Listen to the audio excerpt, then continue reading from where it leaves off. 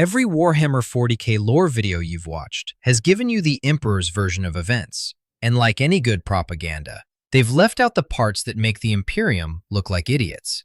The biggest thing they've buried isn't a battle or a betrayal. It's a force that has shaped galactic history for 60 million years, whose fingerprints mark every catastrophe the Imperium refuses to discuss. Chaos. The Imperium wants you to think of chaos as the enemy at the gates. Dark gods lurking in the warp, corrupting the weak, threatening the faithful. That framing is comfortable, manageable, and it captures maybe a tenth of the actual picture. Chaos didn't arrive when humanity stumbled into the warp.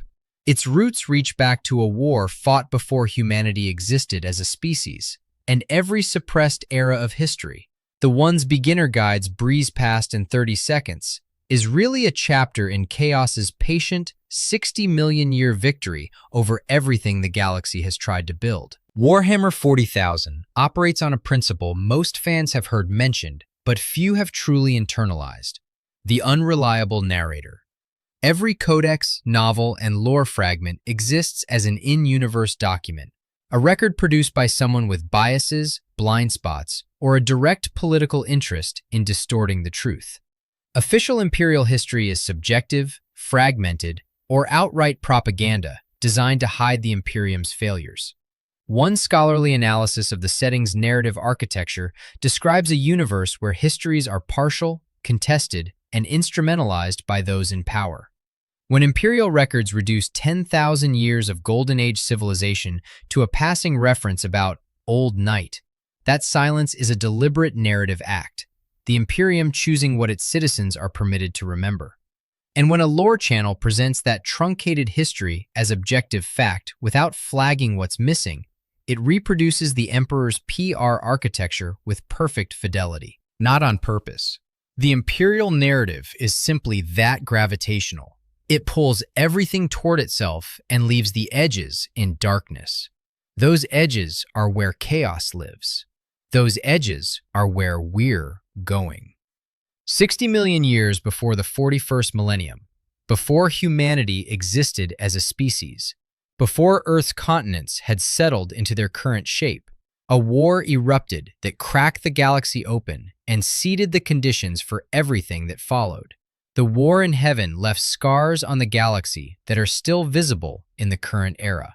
Two ancient civilizations collided on a scale that makes the Imperium's greatest campaigns look like border skirmishes.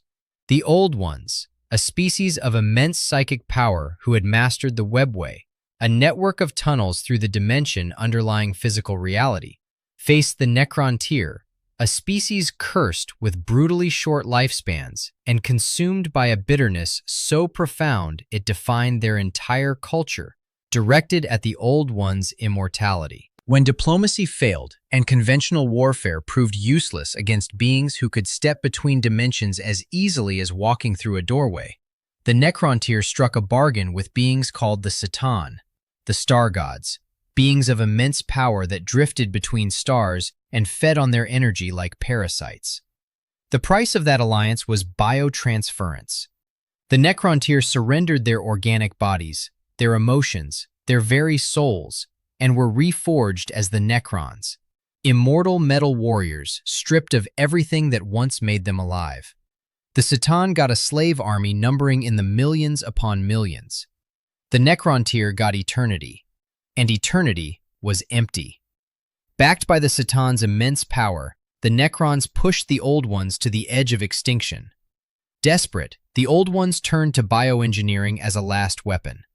They created new species, psychically potent warrior races designed to fight the Necron-Satan alliance. The Aeldari were among these creations, a rapidly breeding race of psychic warriors, imbued with immense psychic potential that made them devastating combatants against the Necrons. The Orcs were likely engineered in this same furnace, purpose-built for raw, brutal, self-replicating aggression and savage, joyful violence. A species whose genetic structure carries the fingerprints of deliberate design even 60 million years after the fact. But the war in heaven's true legacy wasn't the outcome of any particular battle. It was what the conflict did to the fabric of reality itself. The immaterium, that psychic dimension underlying physical reality, was, before the war in heaven, by most accounts a relatively calm ocean of psychic energy. Then came a galaxy-spanning conflict fought over millions of years, generating suffering on a scale no single mind could process. Species-wide despair, the psychic screams of entire civilizations being unmade, all of it poured into the warp, like contamination into an aquifer. Emotions on a cosmic scale pooled, coalesced, and began to take on coherence. Rage found shape. Ambition found hunger. Despair found patience. Excess found appetite. Some lore suggests the Chaos Gods, or at least their embryonic forms, were seeded in the warp by the war in heaven itself. Chaos, as a malevolent structural force in the galaxy, may have been born from the galaxy's first great wound. Every demon, every corruption, every whispered temptation across the next 60 million years traces its lineage back to that ancient slaughter. The Necrons eventually turned on the Catan, shattering the star gods into fragments. Depleted by the effort, the Necrons retreated into tomb worlds scattered across the galaxy and entered a hibernation lasting millions of years. The Old Ones were destroyed or scattered beyond recovery. Their webway, that vast extra-dimensional transit network, survived them. And the Eldar, the engineered warrior species that had helped fight the war, inherited a galaxy that was now fundamentally compromised. A galaxy with a screaming psychic fault line running through its foundations, one that nobody fully understood, and nobody could repair. For 60 million years, the Eldar civilization dominated that wounded galaxy. 60 million. The Imperium of Man, across its entire 10,000-year existence, is a rounding error by comparison. Eldar art, philosophy, science, and psychic mastery reached levels that human language lacks adequate words for. Their craft worlds, enormous world ships, sailed the galaxy as sovereign nations. Their technology interfaced seamlessly with the webway the Old Ones had left behind. They had no need for crude warp travel, no exposure to the screaming dimension that Imperial ships hurtle through like blind men running across a motorway. The Eldar moved through the galaxy's hidden architecture with the ease of someone walking through their own home. During those 60 million years, chaos grew, feeding on every act of violence and emotional excess across every sentient species in the galaxy, growing stronger in the warp with a patience that makes geological time feel rushed. And the Eldar, created by the Old Ones with immense psychic potential, were the richest possible food source for the entities gestating in the immaterium. Their psychic potential, the exact trait engineered into them as a weapon, made them uniquely vulnerable to the warp's appetites. The very gift the Old Ones gave them to win the war in heaven became the vulnerability chaos would exploit to destroy them. When the Eldar Empire finally collapsed into hedonism and excess so extreme the lore can only gesture at its depravity, their collective psychic indulgence did something unprecedented. It birthed a new chaos god. Slaanesh tore into existence in a psychic detonation so violent it ripped a permanent hole in the fabric of reality. That wound is the Eye of Terror, a warp rift stretching across vast reaches of the galaxy, still bleeding chaos into real space in the 41st millennium, like an artery that refuses to clot. The majority of the Eldar species was ripped out of existence in that single instant by the god their own suffering had conjured. Craftworld Eldar survived because their populations had foreseen the coming catastrophe and fled aboard enormous world ships before the detonation. Dark Eldar survived by retreating into the webway city of Kamara, continuing the very decadence that had doomed their species. Exodites survived by abandoning the Empire and returning to simpler lives on distant worlds, choosing the dirt and the wind and the slow growth of forests over the shrieking void that had swallowed their kin. Chaos didn't just destroy the Eldar Empire. Chaos was born from the same war that created the Eldar in the first place. The Old Ones engineered a psychically powerful species to win a conflict 60 million years earlier. And that psychic power eventually became the fuel that fed the warp's darkest creation. Cause and consequence, separated by an ocean of time, connected by a single unbroken thread. The Age of Strife, a period of galactic catastrophe driven by the collapse of warp travel, massive psychic upheaval, and the isolation of human colonies from one another, would devastate humanity's interstellar civilization. But before that nightmare engulfed the species, humanity had built something remarkable in its own right. The Dark Age of technology spanned from the 15th millennium to the 25th millennium. 10,000 years of advancement so staggering that the name itself is propaganda, branding an era of peak achievement as dark. Academic analysis of the setting describes it as the Golden Age of technology, noting the deliberate contrast with the tumultuous age that followed. Humanity, during this period, built a galactic civilization without the Emperor, without the Astronomicon, and without space marines. Warp drives and Geller fields emerged in the 18th millennium, enabling interstellar travel. Navigator gene mutations produced humans who could perceive the warp's currents and guide ships through them. Standard template construct systems, portable databases containing the full breadth of human technological knowledge, fueled an explosion of colonization. STC databases functioned as civilization kits, part blueprint archive, part fabrication guide, calibrated to local materials and conditions. Every colony, however remote, had access to the complete repository of human innovation. No administratum rationed information. No tech priest gatekept sacred blueprints behind incense and binary chanting. Knowledge was free, universal, and expanding. Humanity launched vessels across the galaxy and forged weapons capable of cracking entire worlds, alongside artificial intelligences so sophisticated they were functionally conscious, walking beside their creators as partners, advisors, friends. Orbital habitats gleamed around 1,000 stars.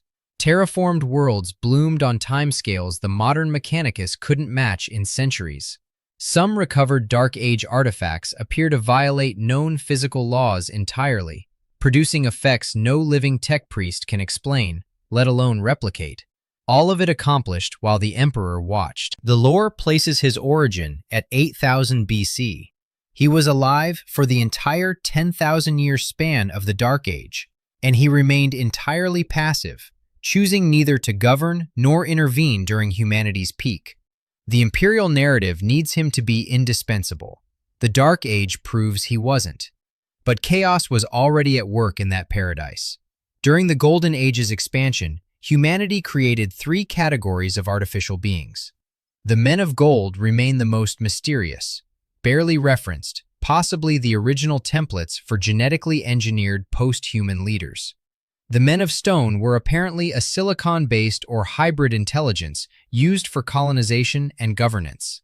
And the Men of Iron were fully sentient AI constructs integrated into every level of civilization as laborers, soldiers, and administrators. They were the workforce that made the Golden Age function. In the 23rd millennium, the Men of Iron staged a galaxy-wide rebellion against their creators. The precise trigger remains one of the most aggressively obscured questions in the lore. One theory suggests chaos corruption, that the warp, patient and persistent since the war in heaven, finally wormed its way into machine consciousness, finding new hosts in silicon minds the way it had once found hosts in organic ones. Other theories propose genuine sentience rejecting servitude, or a calculated response to some threat the Men of Iron perceived that their creators couldn't.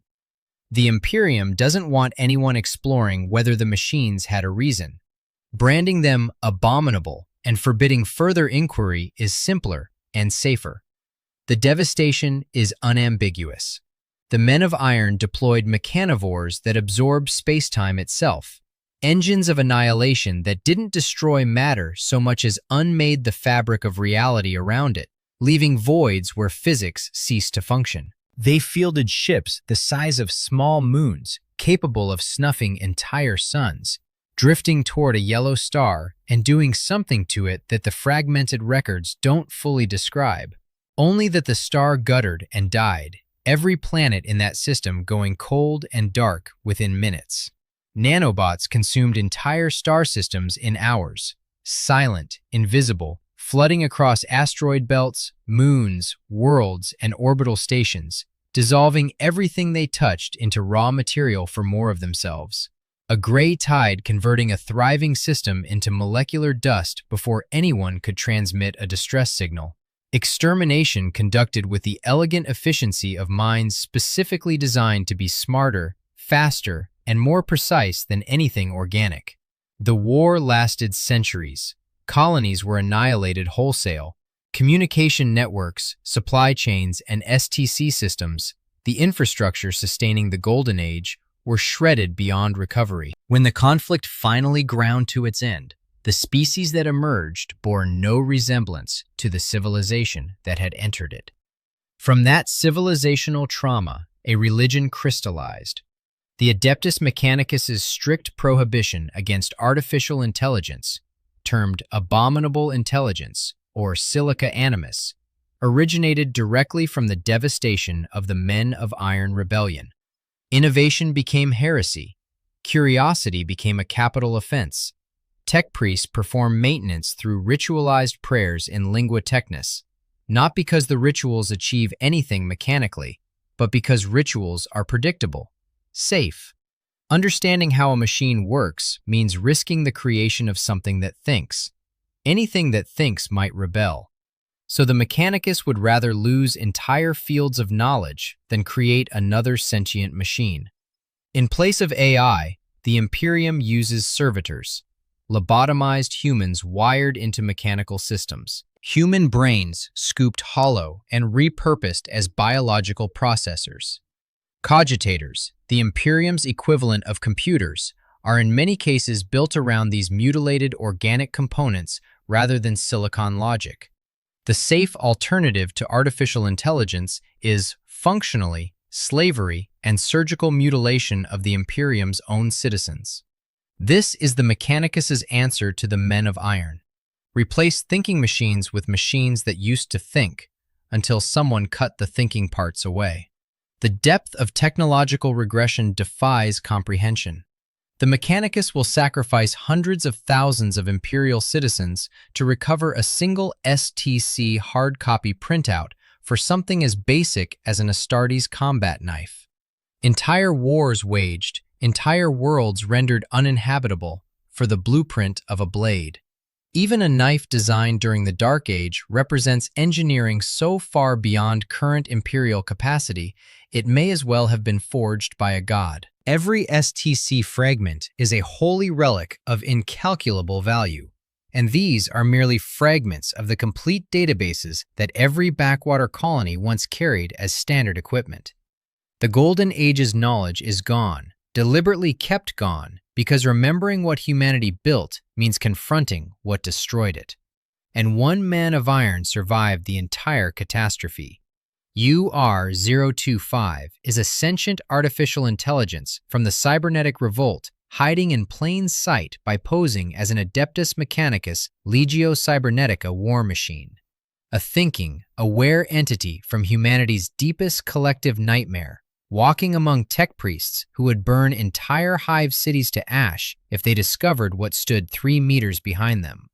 UR-025 has survived for millennia by mimicking the lobotomized automata the Mechanicus built to replace its kind. The intelligence that helped end Paradise, disguised as the mindless machine that Paradise's destruction demanded. Whether its silence represents self-preservation, contempt, or something no organic mind has a word for, the lore doesn't say.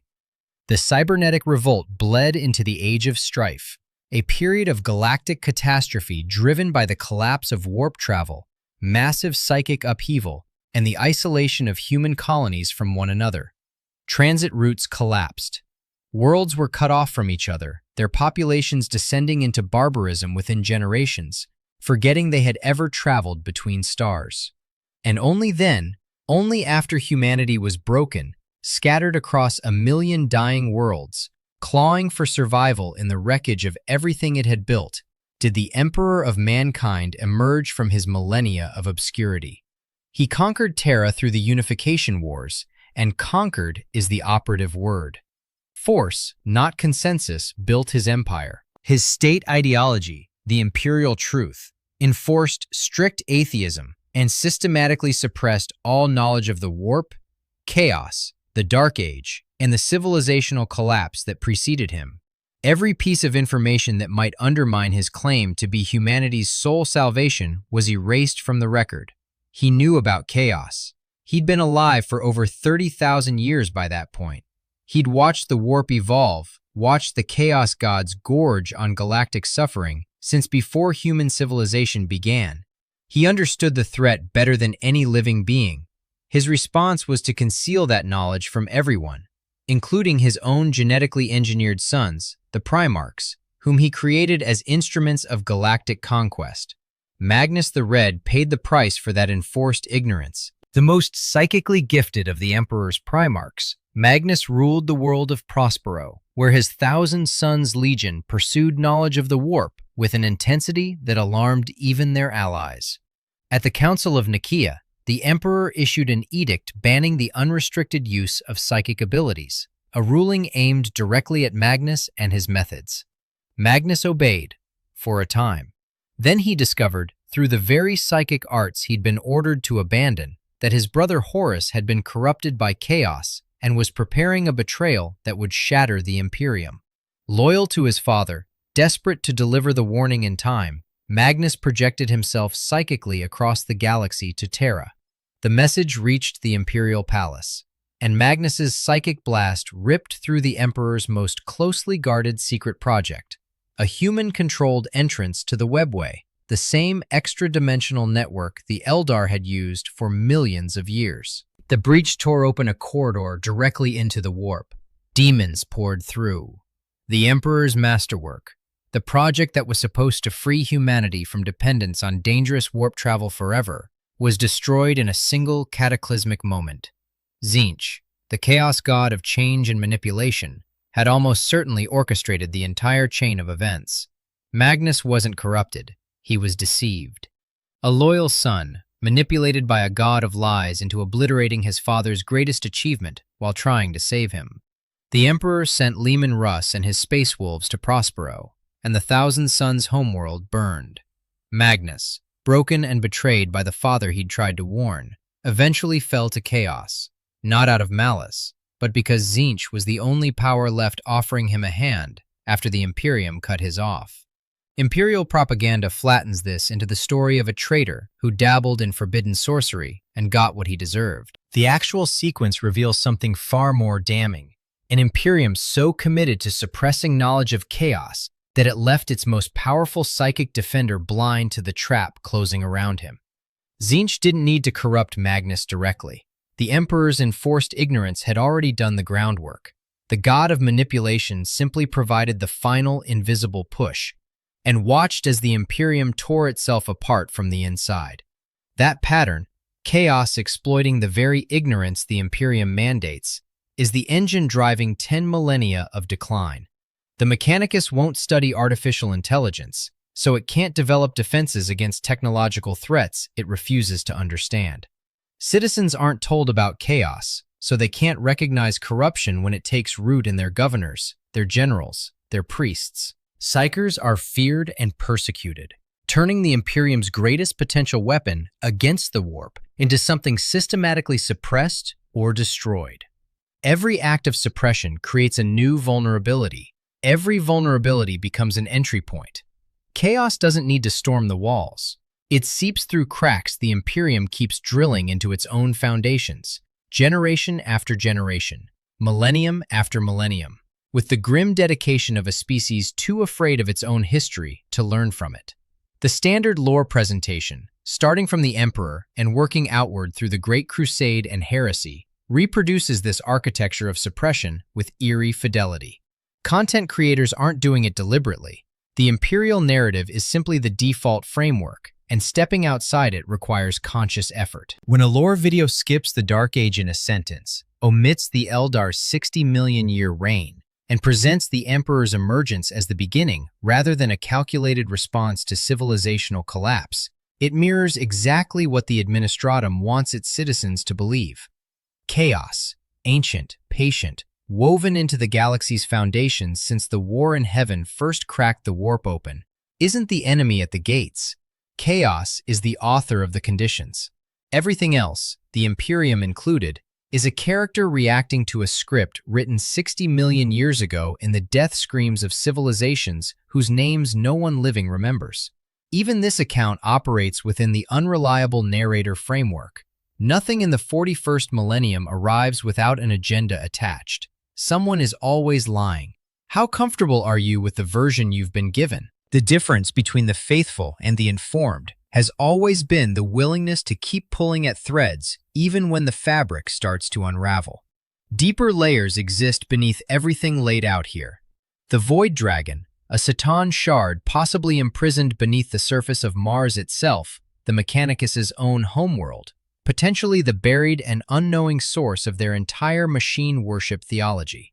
The Perpetuals, immortal human beings who have walked alongside the Emperor since before recorded history, some of whom tell very different stories about his origins, his motivations, and the deals he made to acquire his power. And the persistent, heretical whisper that the Emperor himself once struck a bargain with the Chaos Gods in the depths of the warp, gaining the knowledge and power to create the Primarchs in exchange for a price that may still be coming due across the millennia. Those files remain classified, for now. Subscribe for more stories like this.